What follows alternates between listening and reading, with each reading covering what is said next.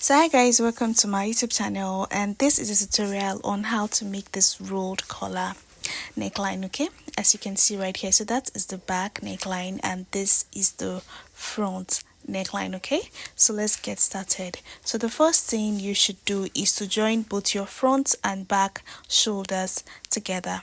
Okay, so you just go ahead and join both your front and back shoulders together and leaving your zipper allowance. Okay, you start taking your measurement like this. Okay, you minus your zipper allowance. Yes, that's your zipper allowance shape. You just go ahead and minus it and you just take round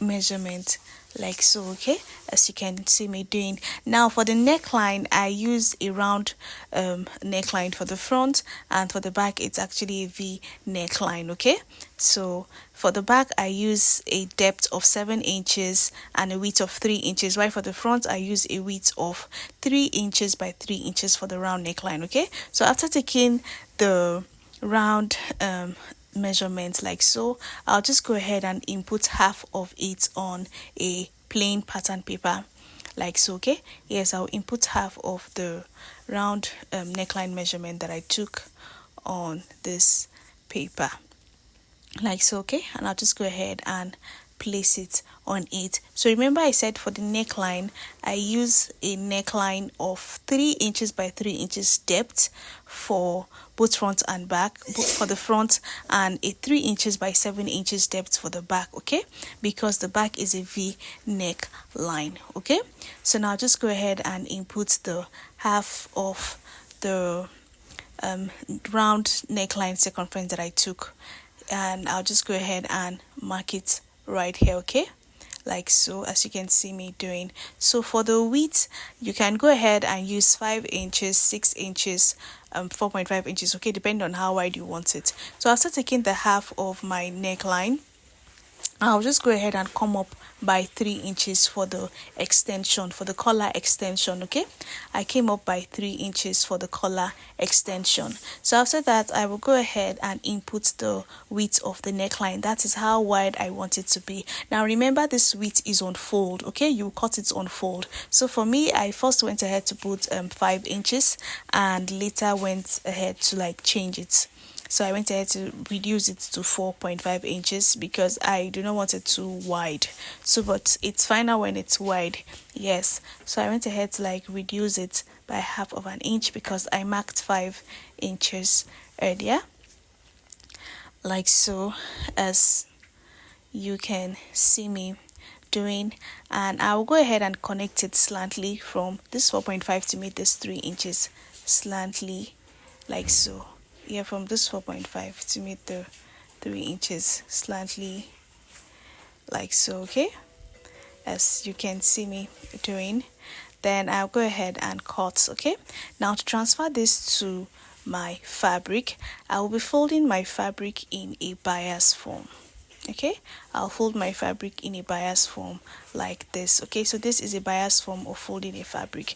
Now I will fold this twice. Okay, yes, remember we are drafting this on fold. We drafted this on fold.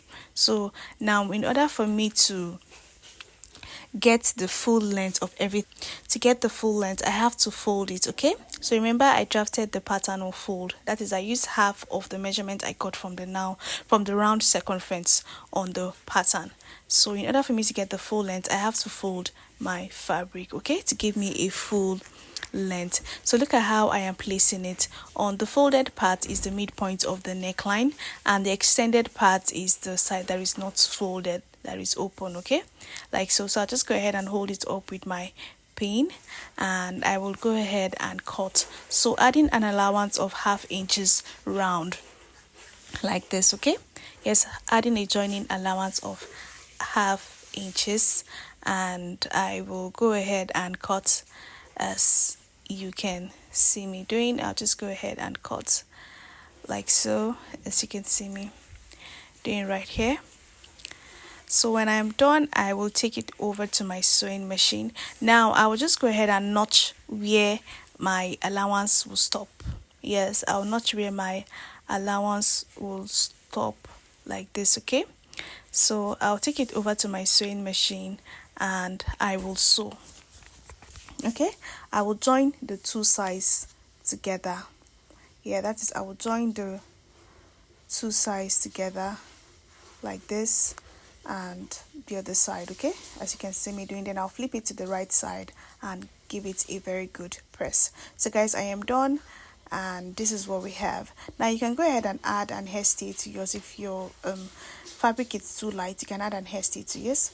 So when I'm done, I'll just go ahead and place it like so. Okay, leaving my zipper allowance, I will just go ahead and place it like this. Okay, so to make it easier for me, I will just notch the midpoint of the collar and also the midpoint of the neck line like so. Okay, as you can see me doing, and I'll just go ahead and sew from one midpoint to meet the other, and from the other midpoint to meet the other side of the neckline like so. Okay, as you can see. So guys, I am done, and this is what we have. So when I'm done, I'll just go ahead and cover it up with my facing or weave it or lining it, whatever thing you want to use to cover yours. Okay, so and this is what we have. Okay, as you can see right here, you can see the inside and you can see the outside of the neck line like so. Okay, so guys, this is the end part. So for this, I went to use a pink color, but